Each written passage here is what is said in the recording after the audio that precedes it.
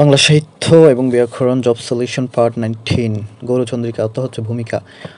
অকালে বাদলা অর্থ হচ্ছে অপ্রত্যাশিত বাধা। শিরে সংক্রান্তি অর্থ আসন্ন বিপদ বা সামনেই বিপদ। মুক্তি পেতে ইচ্ছুক, মুক্তিকামী বা মুমুক্ষা। বাংলা ভাষার প্রথম নারীবাদী লেখক বা লেখিকা হচ্ছে বেগম রোকেয়া সাখাওয়াত হোসেন। গায়কবাদের প্রকৃত নাম হচ্ছে মোহাম্মদ কাজেম আল কুরাইশি।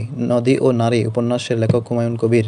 গাছে তুলে মই কেড়ে নেওয়া অত আশা দিয়ে পরে নিরাশা করা। এক ঘুরে মাথা মোড়ানো অত একই দলভুক্ত। ঠোঁট কাটা অত স্পষ্ট বাসি বা বেহায়া। বাংলা একাডেমির মূল ভবনের নাম হচ্ছে বর্ধমান হাউস। সিডাফের প্রথম কার্যালয় বা প্রধান কার্যালয় হচ্ছে ফ্যামিলি হাউস। যাকে দেখলে ক্রোধ জন্মে চক্ষুশূল। কই মাছের প্রাণ অর্থ দীর্ঘজীবী। চারুচন্দ্র চক্রবর্তীর ছদ্মনাম হচ্ছে জরাসন্ধ।